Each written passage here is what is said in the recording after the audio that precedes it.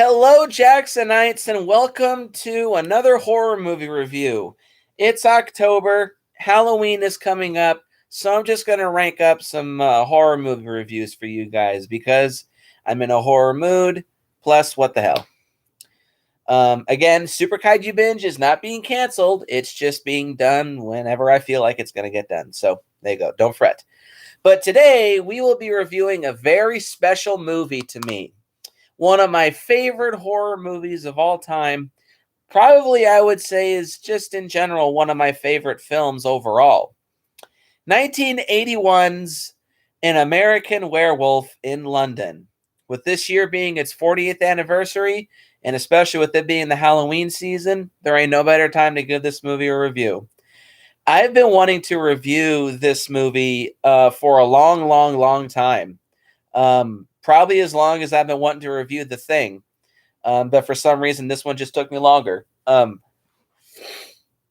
absolutely adore this movie. This is one of my favorite horror movies of all time. Actually, at one point, I did consider this to be my favorite horror movie of all time. Then I gave it some more thought. But still, I hold this movie in very high regard. This movie is very special to me for many reasons. Which, of course, I'll talk about them over the course of this review.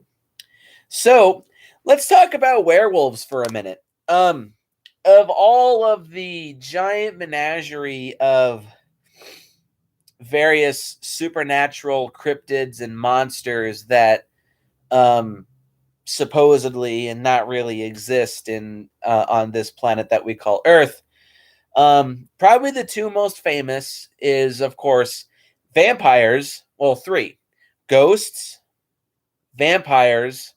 You could throw zombies in there too, and of course, werewolves. Now, admittedly, of all those four, I find zombies to be the scariest. Hell, Return of the Living Dead, the original, actually still to this day does spook me. But the two of the most famous being vampires and werewolves. And I've said before in my top 20 favorite horror movies video, I've always found werewolves to be scarier than vampires. I've actually never ever found vampires to be scary, even in legit horror movies, conveying vampires as just being monsters. Even then, I don't really find them to be that threatening. There's so many different myths and different ways to either thwart, scare off, or even kill a vampire. Holy water, stake through the heart, a cross, garlic, wolfbane, UV or sunlight. There's just so many ways to defeat or kill a vampire. And that to me has just never ever made vampires all that threatening to me. Werewolves, on the other hand, I've always found to be far scarier than vampires. For one thing, they're usually conveyed as just being straight up monsters. Because with vampires, you can portray vampires in a very non-threatening manner. Like take Underworld, for instance. And just overall, werewolves are just the more monstrous of the two, in my opinion. You can't control them. They can't control themselves. It's a lot harder to kill werewolves. It's easy to carry a cross. It's kind of easy to get your hands on holy water. It's not that easy to either get your hands on a pure silver knife or like some kind of blade or get your hands on some silver bullets. You have to have those specially made.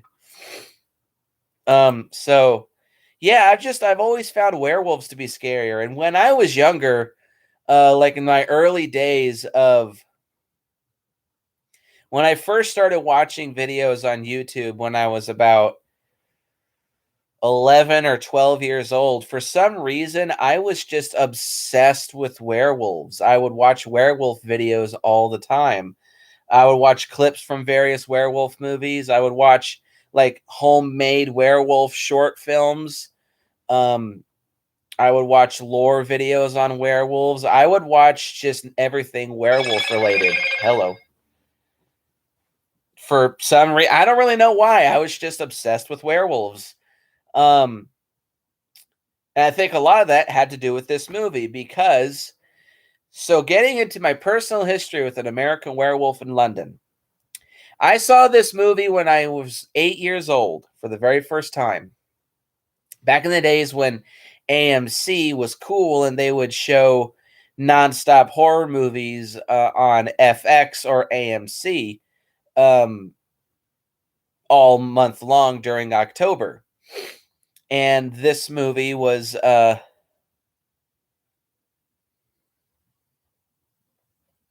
are all good ones, except I've never seen Frankenstein Meets the Wolfman, surprisingly. Jack Shawnee Boy here is saying both the remake and original Wolfman, Frankenstein Meets the Wolfman, Silver Bullet, and An American Werewolf in London are his 5 favorite werewolf movies. Those are all really good ones. But yeah, I saw this movie for the very first time on TV on AMC when I was 8 years old. My mom was very adamant about having me not watch this, but one of her friends whom we were visiting at that day was telling me, "Hey, it's a good werewolf movie. It's really scary. It's really violent and gory." And I was like, "Gimme, I'm sold." Much to my mom's dismay. So Al was his name. Al let me sit down and watch this movie. I made it about 40 minutes in before I ran I ran screaming out of the living room into my mom's arms.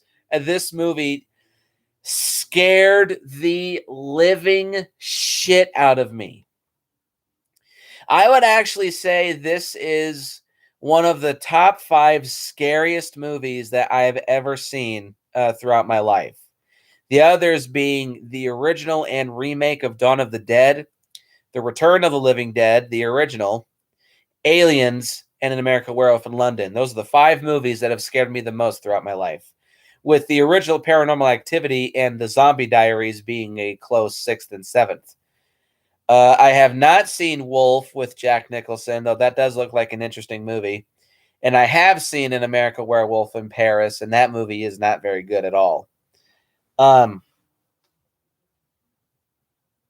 yeah, so yeah, this movie traumatized me when I was young. Um, the violence and the gore and the fucking werewolf in this movie scared the living fuck out of me. Like I was afraid to go to bed for a good 6 months after seeing this movie. It just scared me so badly. Fuck me. But for some reason, I was always just very intrigued by this movie. And so I think that's one big reason why I was obsessed with this movie when I was on YouTube in my early days on the internet. I eventually did sit down, and back in those days, people could upload full movies to YouTube, like in parts, like 10-minute clips, until the whole movie was uploaded. And that's how I watched this movie. I watched it on YouTube. And while it didn't scare me nearly as much as when I originally saw it, it still did give me some trouble sleeping for a good long while after watching it on YouTube. And since then, this movie's always been a big favorite of mine. I've always been a big fan.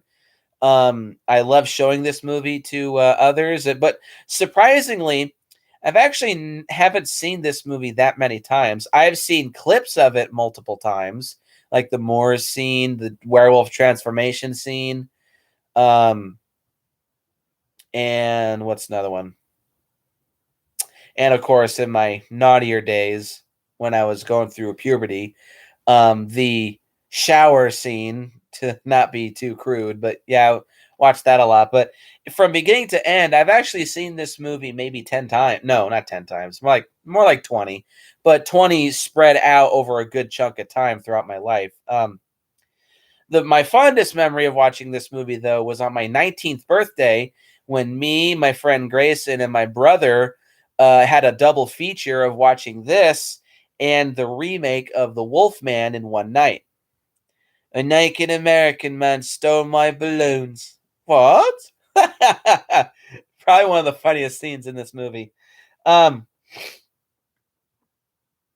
But yeah, this has always been a favorite. I love this movie. It's one of my favorite horror movies, and I consider it also to be one of the best horror comedies of all time.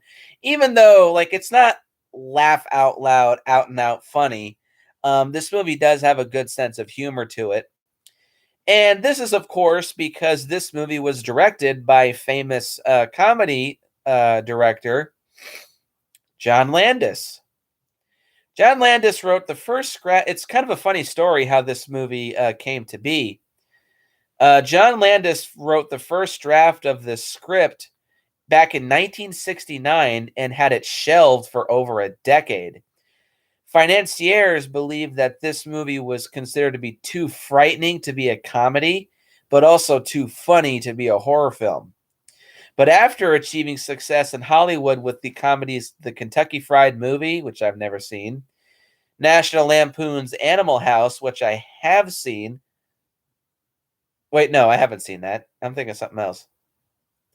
And of course, probably his most famous movie other than this being The Blues Brothers from 1980. And after achieving success with all three of those films, Landis was able to secure financing from Polygram Pictures to produce An American Werewolf in London. This movie was released August 21st, 1981. It was a critical and commercial success, making $62 million against a $5.8 million budget. It won a Saturn Award in 1981 for Best Horror Film, and because of the special effects in this movie, won the first ever Academy Award for Best Makeup. More on that later, believe you me. And the film since has become a massive cult classic, and of course, receiving a sequel in 1997, An American Werewolf in Paris, which sucks ass.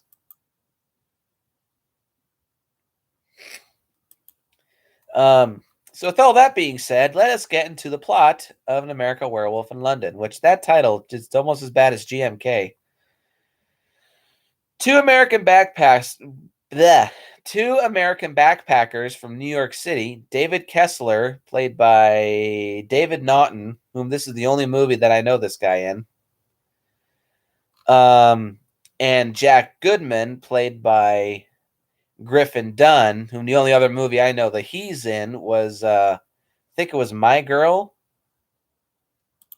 I think.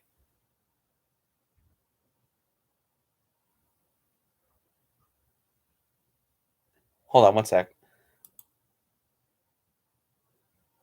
Yeah, My Girl.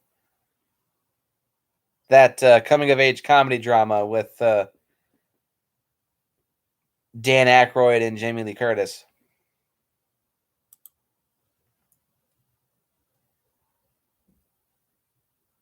Okay, so yeah. David and Jack are backpackers going throughout Europe, and they're trekking across the moors in Yorkshire or Yorkshire. No, I think it's Yorkshire. As night falls, they stop at a local pub called the Slaughtered Lamb. Jack notices a five-pointed star on the wall, a pentagram. And when he asks about it, the pub goers go from hostile to go from nasty to hostile on the snap of a finger. The pair decide to leave, and the pub goers warn them to keep to the road, stay clear of the moors, and beware the moon. David and Jack end up wandering off the road into the moors, and they are attacked by an unseen vicious creature, a werewolf. Jack is mauled to death, and David is injured. The beast is shot and killed by some of the pub goers who came out searching for the boys.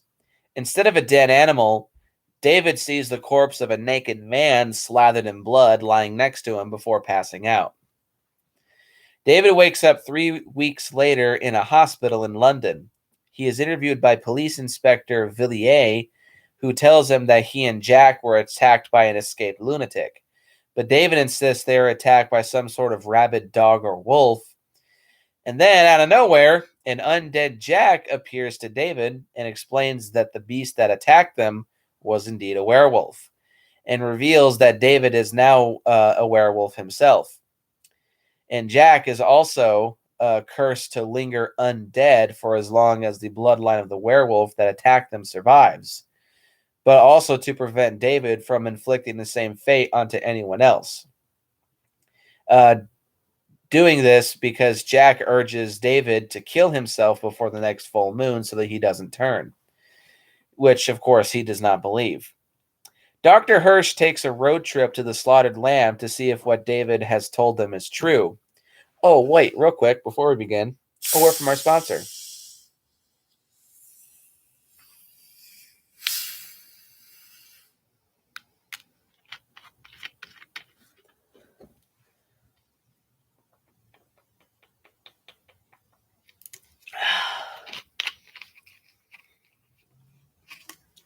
Okay.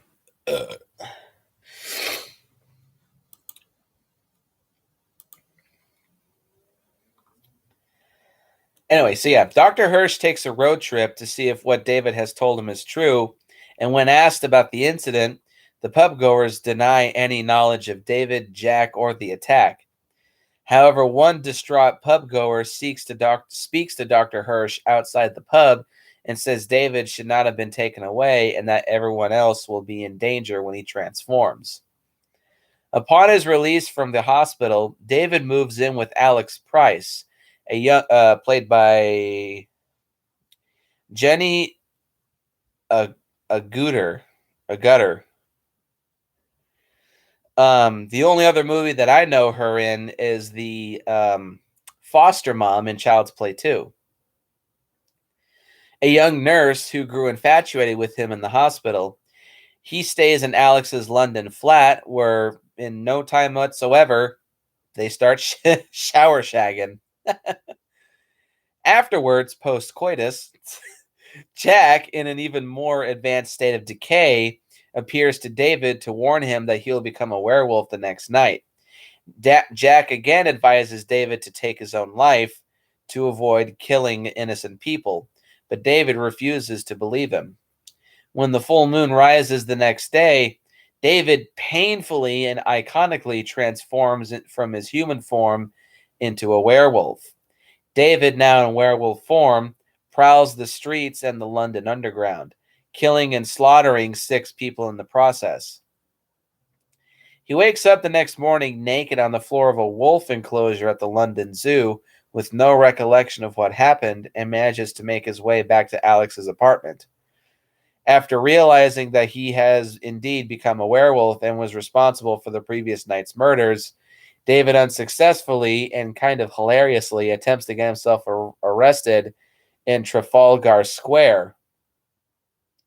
He goes to Piccadilly Circus, calling his family from a phone booth to say he loves them, but then loses courage when he attempts and fails to slit his own wrist with a pocket knife. David then suddenly sees Jack in yet an even more advanced stage of decay outside of a porn theater. Those were a thing.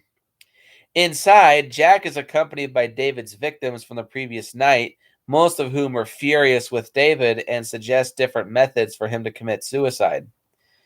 David transforms into a werewolf inside the movie theater.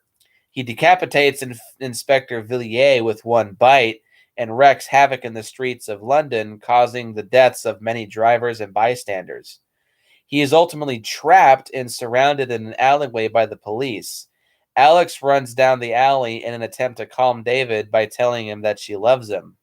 After one fuck. Must have been fantastic. Although David's consciousness appears to recognize her for a brief moment, he lunges forward and is shot by police. Alex cries while staring at David, reverted to human form, lying dead and naked on the ground, thus ending the movie pretty abruptly.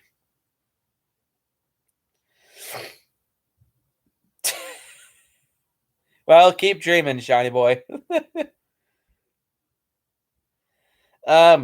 So how about this plot? Well, it is a fairly typical werewolf plot. It actually almost could function as a Wolfman remake. It is also a Universal movie, well, distributed by Universal, but still. But it's just it's kind of like with zombie movies. because werewolves are kind of simple monsters. With werewolves, it's not necessarily what you do, but how you do it, just like with zombies. And here it's executed very, very, very well, in my opinion. It's a perfect mix of horror and comedy. And it seemed like the 80s was the decade for horror comedies. And I would say this is definitely one of the very best. Now, again, it's not out and out like split your sides open funny, but there's a lot of good like situational and uh like well, there is some British humor here, which is hilarious. Yeah, a lot of situational humor, a lot of clever dialogue, and just funny lines and funny situations. And there's also some fantastic scares, great gore, and of course, just this really, it's almost like an not really an exploitation movie, but with how violent and sex charged that this movie is, it kind of almost does come off as being a an exploitation film, but it's well done in my opinion. Not to sound either like crude or perverted or anything, but this movie overall is just a really good time when it comes to its gore and humor. Um, so with all that being said, let us jump into the pros and cons of an American Werewolf in London. Now strap yourselves in, guys, because I have 1, 2, 3, 4, 5, 6, 7, 8, 9, 10, 11, 12 pros for an American Werewolf in London. So here we go. Just like the song for Godzilla vs. Kong. Here we go. Pro number 1 is the main characters. There's really only 3. Oh, right. Okay. Oops. Hang on one sec, guys.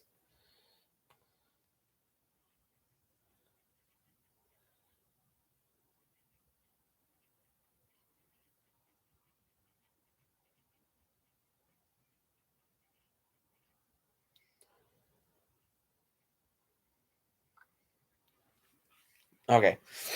The main 3 characters, Jack, David, and Alex. Oh, Lord Hellhound is here. Nice. He was who I wanted to have join me for this review, but he can't. Yeah, the main 3 characters, David, Jack, and Nurse Alex Price. The rest of the human cast overall is good and serviceable, but we're just going to talk about the main 3. Starting, of course, with David Kessler. Um, oh, Terry's here too. Oh, I have no comment for that. David is a likable guy. He has a smart wit to him. He knows how to throw out a lot of smartass and sarcastic comments, but he also knows how to be charming, funny, and just a likable guy. I don't get the sense that what the hell's his name? David Naughton is acting as David. I kind of feel like he was sort of playing himself, but in a good way. Um, I keep losing my track. Damn it. He does at times sort of come off as being a typical werewolf protagonist. They're kind of innocent. They're kind of not necessarily naive, but sort of simple-minded. Kind of like Sarah Connor in the original Terminator. She's just living, or he's just living his life as a college guy, and then he finds himself thrown into this weird, wild-ass situation, and he doesn't really know how to handle it. But then when he realizes that he is indeed a werewolf, he does convincingly come off as being remorseful and kind of sad. Not quite as much as Lon Chaney Jr. from the original Wolfman, but in a similar manner. I actually think it's better here because Lon Chaney Jr. just kind of came off as being a bit overly dramatic at times in the original werewolf or Wolfman movies. But yeah, David's a likable guy.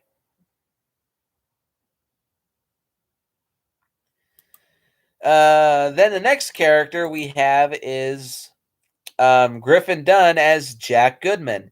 Jack is also a fairly likable guy. When he's alive, he and David have a really good chemistry together. You can tell that these guys have known each other for a long time, and like their playful and witty banter with each other is convincing and kind of funny and amusing to listen to.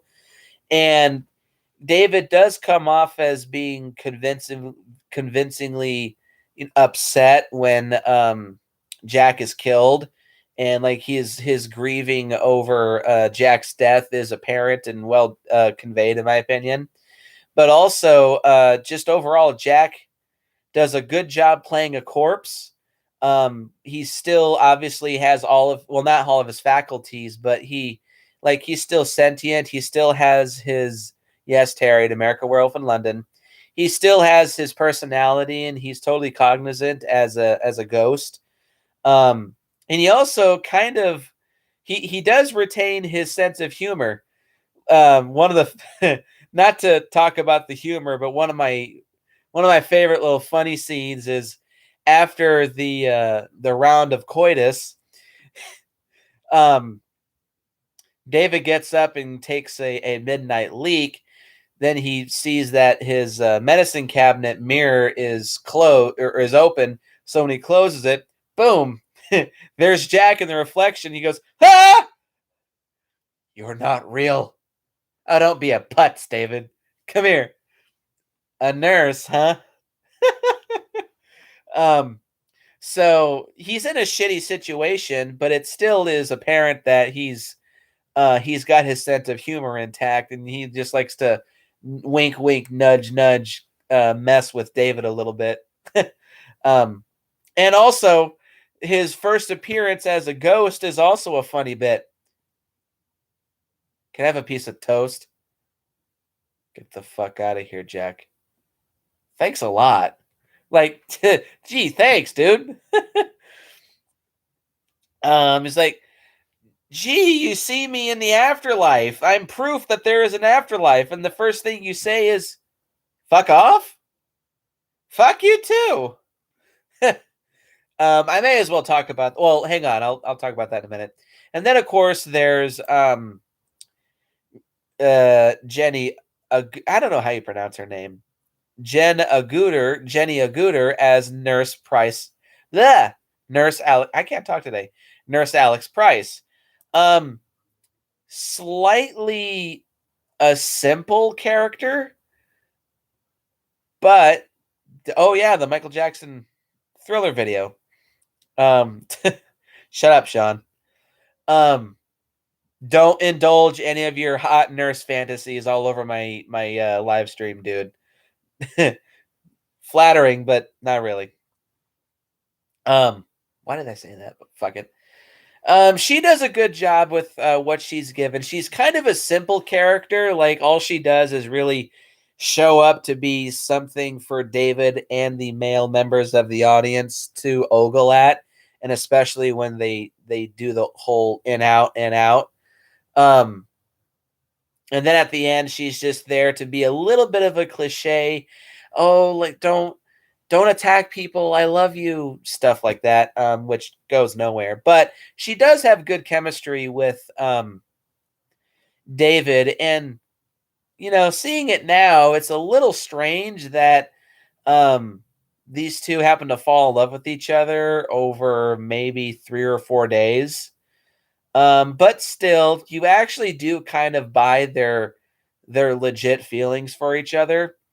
And it is especially heartbreaking when David dies and Alex is just standing there bawling her eyes out after he's dead. But still, Nurse Price is a good character. But I may as well move into pro number 2 is the humor. This movie's funny. Again, not out and out like side-splittingly funny, but it has its moments where you'll get like a really good snicker or a couple good chuckles out of it. Again, it's a lot of more subtle, situational, and British humor. A big part of that too is it's kind of playing on the whole fish out of water type situation where David is a very uh, American man, and he's in London, probably the most British area of all of England, aside from maybe Liverpool. Um, and it's just it's not super focused on, like, that could be a movie in and of itself, like watching an American be in London and try to adapt to his surroundings. But like, for some reason, one of my favorite scenes that's funny is when they're um when Alex and David are going back to Alex's flat. They're riding the subway, and they're well, first of all, David is surrounded by a whole bunch of London hooligans that have these whack ass fucking weird haircuts, like a mohawk, a reverse mohawk, spiky hair, a chick that has a buzz cut, and they're all dyed these whack ass colors. And there's one, it's the chick with the buzz cut. She has a, or maybe it's a dude, I don't quite remember, but they have a buzz cut with leopard print dyed into their hair, and it's also like multicolored. And he's surrounded by all these people with whack ass hairdos, and there's two of them that are eating each other's face just in the middle of the subway. And David just starts making these faces at him, almost a bit like Bruce Campbell. Actually, the guy who plays David does remind me a bit of Bruce Campbell. Um, and he just keeps making these faces at the snogging couple. Um,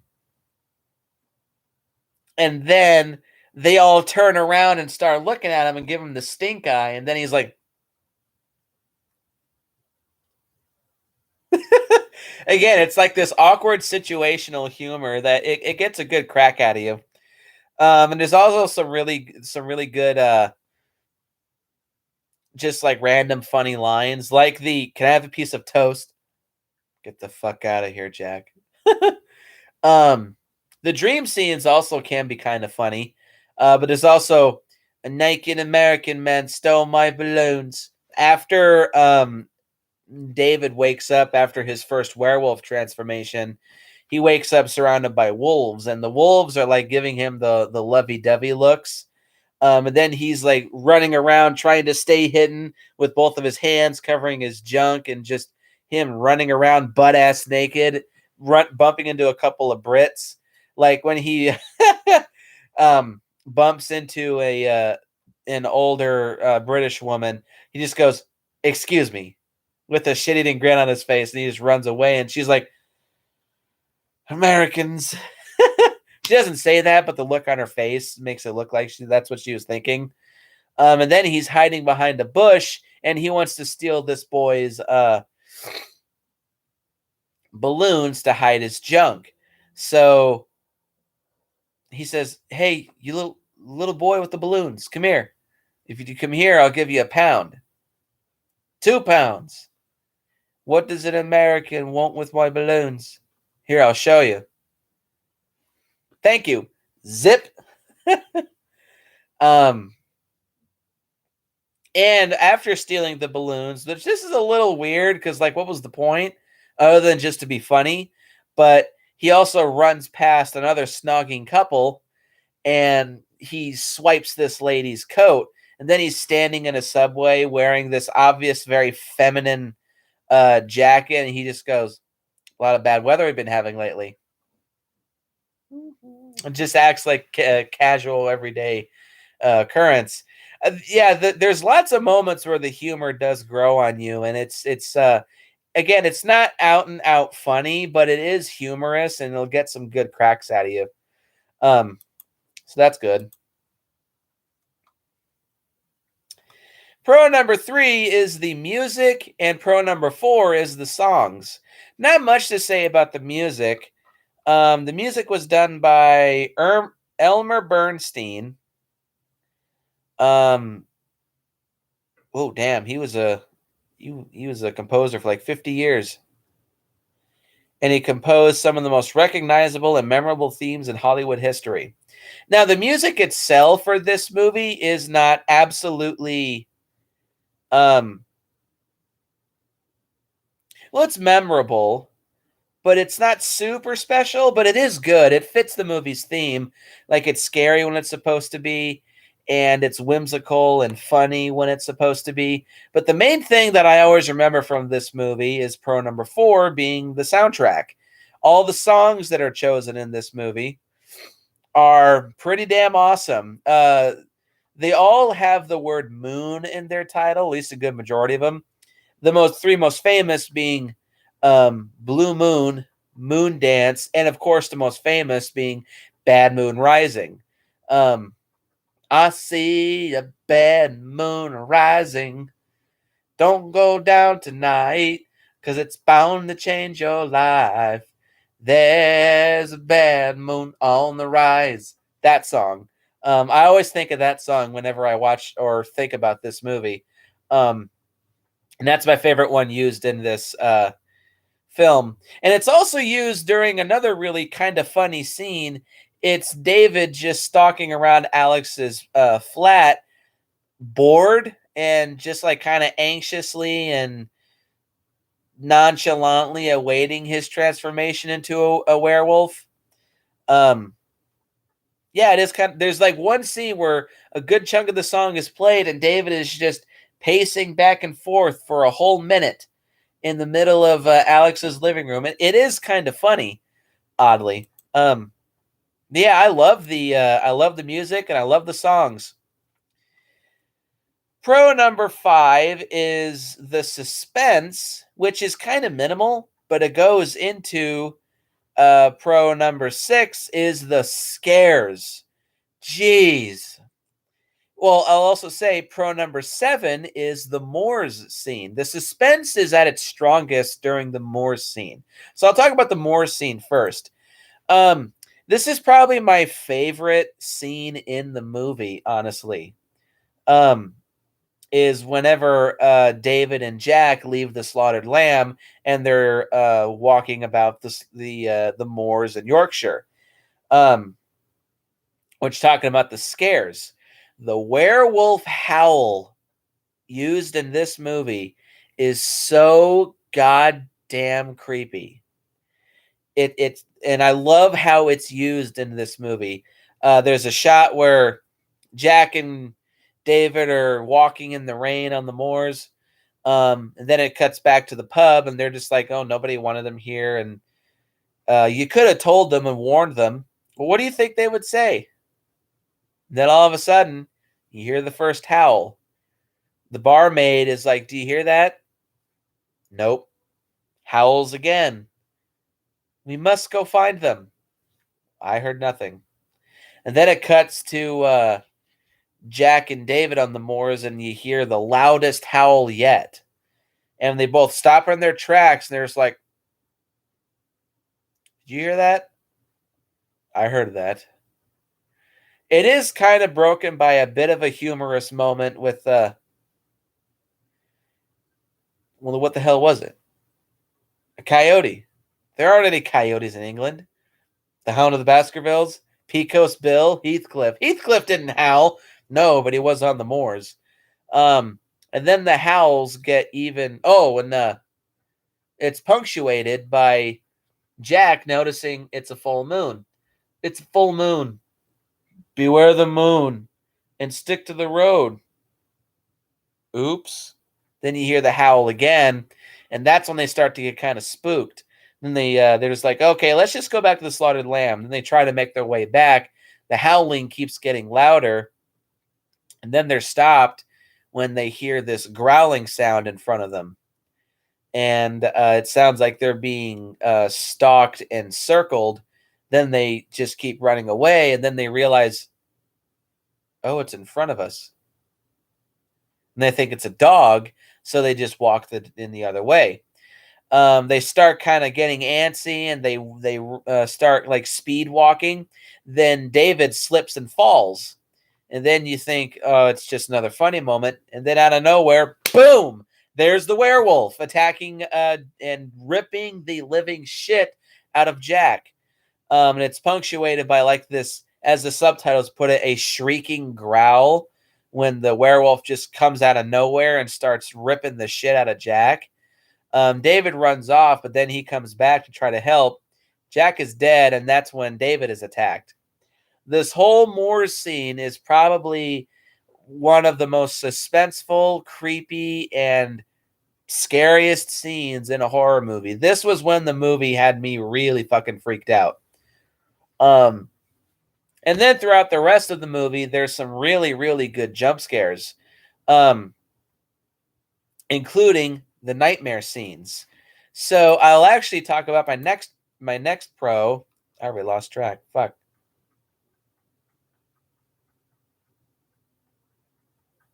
Pro number 7 is the great freaky dream scenes, as I put them.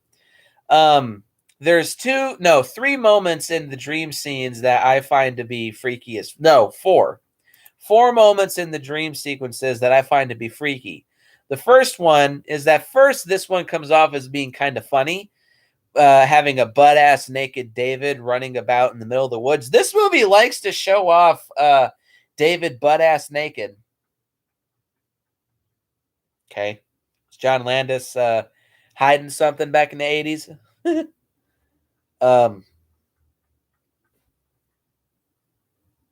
I lost track. At first it just looks like he's frolicking out in the forest, butt-ass naked. But then all of a sudden he tears off a deer's head and starts eating its flesh. Like, okay, that freaked me out. 2 is another dream scene with David fully clothed. He's running around in the woods and he spots a bed with David laying in it and Alex standing over him.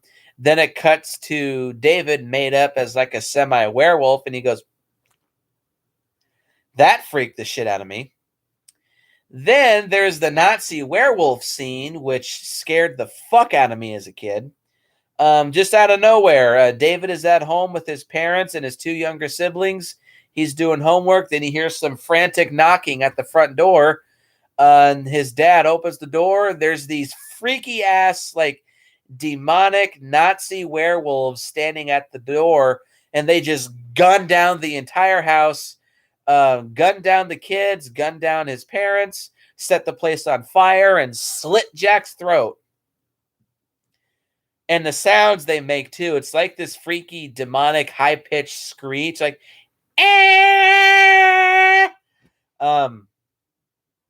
so that scared me. And I was, like, kind of really quaking in my boots at that point. And then the final dream scene is when Alex is killed by one of the Nazi demon werewolves. He wakes up from the dream. I just had a nightmare. Well, let me open the curtains.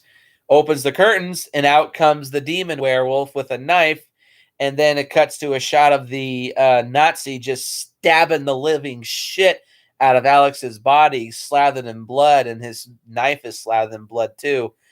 At that point was when I ran out of the room screaming my lungs out.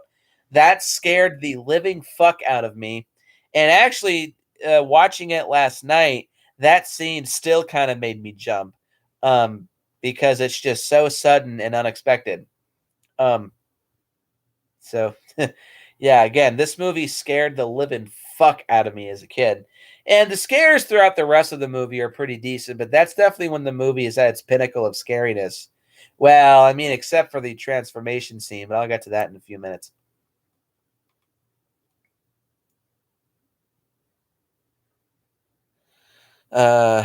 So pro number 9, I may as well just talk about it right now, is the werewolf design. I love this fucking werewolf's design. It is not even remotely... Yeah, he does kind of look like a vampire, does he? The werewolf design in this movie is phenomenal. It doesn't even remotely look human. It looks like a demonic, mean, nasty-ass werewolf. It's got these wide open eyes and this really mean-ass snarling mouth and these gigantic teeth.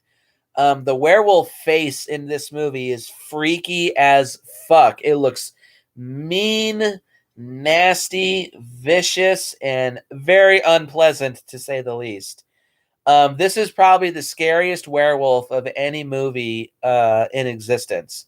Dog Soldiers comes close because they're the bipedal werewolves, which I agree with what Lord Hellhound has told me a couple times. He finds bipedal werewolves to be scarier and more intimidating, which, yes, I agree. But this one is definitely a good case of a quadrupedal werewolf that is scary. Probably the best of them all. Next pro is The Great Gore. This movie is violent and gory and nasty as fuck. Whenever someone gets torn in half, there's just gallons of blood all over the place. Like when someone gets their hand torn off, it's this really nasty and gnarly, bloody stump.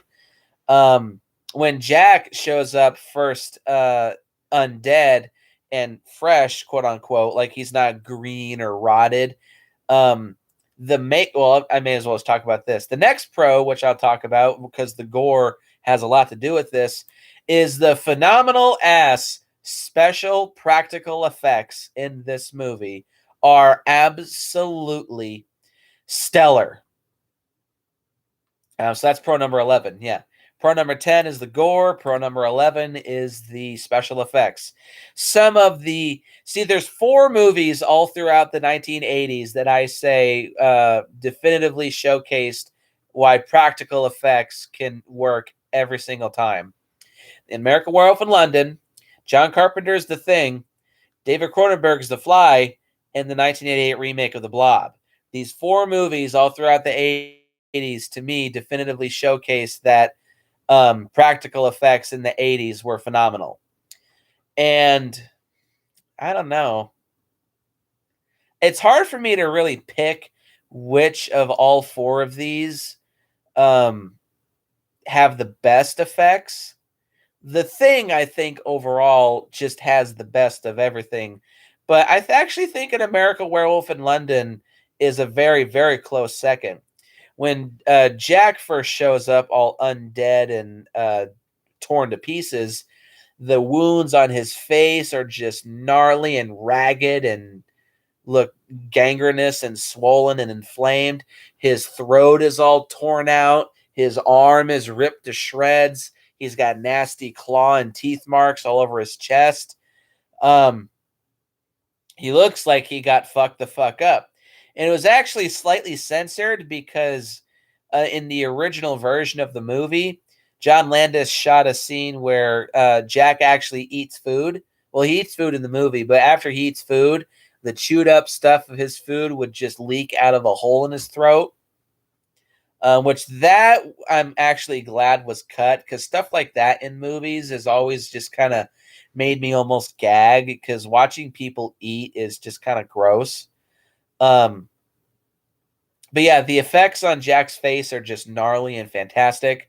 And as he shows up all throughout the movie, getting more and more and more decayed, the effects there are great too.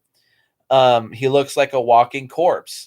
Now, when he's a part skeleton in the porn theater, it's a little obvious that it's not Jack anymore. It's just a puppet, or maybe like an animatronic. It was probably a puppet. And the way that, like, hi Jack, hi David, and because the skeleton doesn't have lips, it kind of doesn't really throw you off. Well, it makes it obvious that all of his lines are dubbed, but well, it is a little spooky too, but it's also kind of funny. But because he doesn't have lips, it kind of throws you off a little bit, that it's very obvious that's not really Griffin Dunn playing a half decayed skeleton. It's obvious it's an animatronic or a puppet. But still, the effect is done well, and it's convincing enough.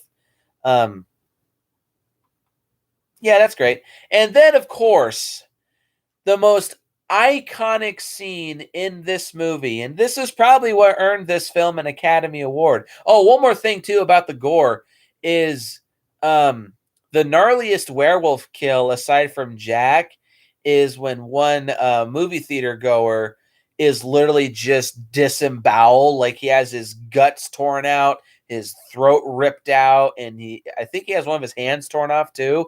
He's just literally ripped to shreds, and there's blood and guts and gore all over the place when a police officer discovers David as a werewolf chewing on his corpse. It's nasty. And it's fantastic. But then, of course, the most iconic scene in the entire movie, and probably is what earned this movie an Academy Award, is the very first werewolf transformation scene. It's absolutely phenomenal. The effects are so great, so convincing, gnarly, long, drawn out, and painful. This is probably the most painful looking werewolf transformation scene in cinema. The 2010 I keep wanting to say that because that movie reminds me so much of this. The 2010 remake of The Wolfman reminds me a lot of this movie. And I've said this before, I really do think the filmmakers for the 2010 Wolfman drew a lot of inspiration from this movie when making that film. It takes place in London. There's some scenes on the Yorkshire moors. The werewolf transformation itself is really gnarly and painful and gross. And Rick Baker also did the effects for that film as well, and also won another Academy Award. How about that? I would agree with Sean. This probably has the best werewolf transformation scene of all time. The Howling, which also came out this same year, but I'm not a fan of the Howling series. But the transformation scenes in the Howling also do look fairly gnarly and gross as well. So that looks great. But nothing, in my opinion, beats an American Werewolf in London. It's gnarly. It looks painful. It's long. It's just drawn out. And the effects are absolutely phenomenal. Overall, in this movie, the special effects are just fantastic.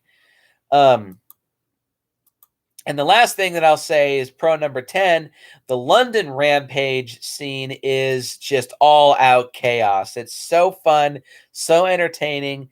The werewolf doesn't even really directly kill anybody, but because he's running around and snapping at people left and right and trying to kill people, people in cars are swerving to get out of his way, and they crash into cars and run over heads and send people flying through windshields. It's gnarly, crazy, carnage, chaos galore, and it's fun as fuck.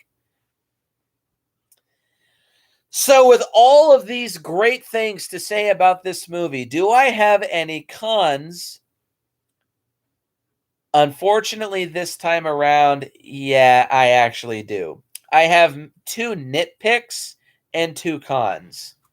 Though I label them all as cons because they are kind of significant. But so nitpick number 1, you never really get a good look at the werewolf in full body. You see its face and its maw, and like you see good bits and pieces of it, like you see its hands and its face and its legs sometimes.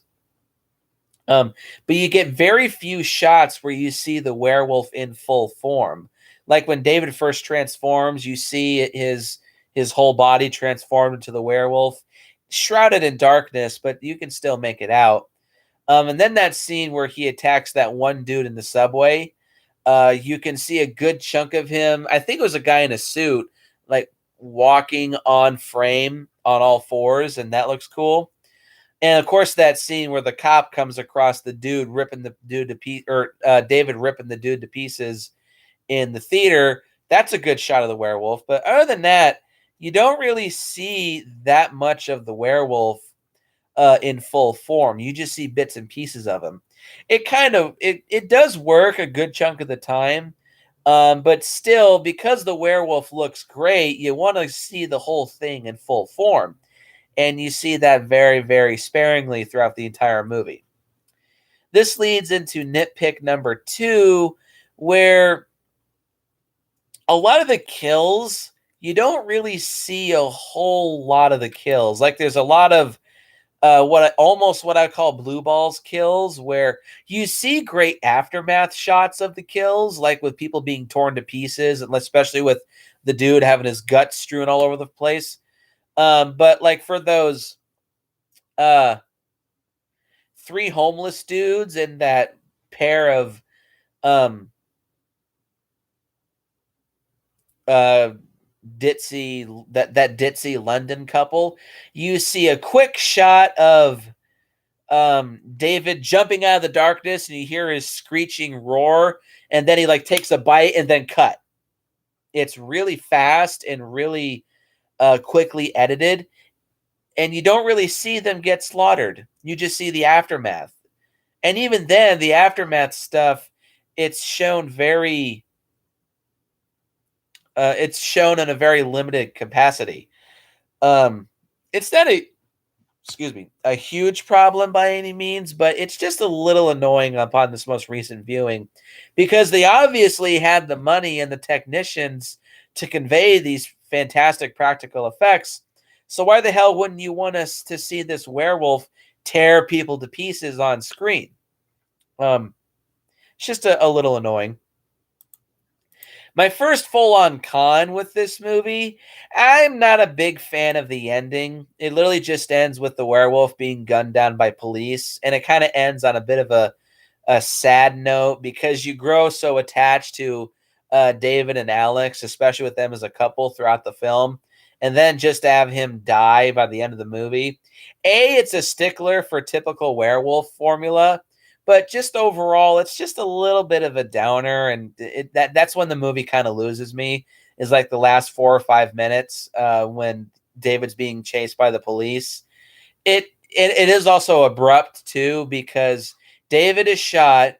Alex starts crying. There's a shot of naked David, and then cut to credits.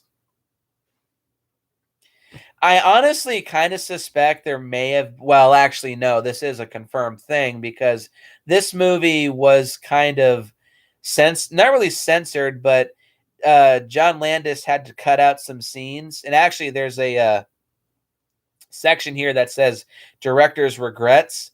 Director John Landis has expressed regret over changing and even cutting certain sequences from the final cut of the film in order to earn an R rating in the U.S.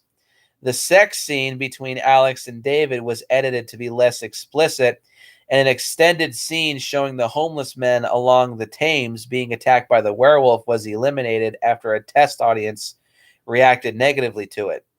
Another showing the undead Jack eating a piece of toast, which falls out of his torn throat, as I mentioned. Landis also concluded that the werewolf transformation scene should have been shorter, but he was so fascinated by the quality of Rick Baker's effects that he spent more time on the scene than he otherwise would have. Well, in that aspect, I don't mind, but yeah, knowing that the kills were cut short is kind of annoying in retrospect. Again, you see enough to convey that there were gnarly death scenes, but still, knowing that this movie was censored and edited, it does make me want to see a longer cut of the film. I don't think one will ever exist. It's just kind of annoying. But my biggest problem with this movie, I labeled it as "What's up with the slaughtered lamb community?" These guys are just a big question mark. Is there some kind of bigger conspiracy going around this community? Like, have they had multiple werewolf problems? That's heavily implied. But this community is just a big question mark.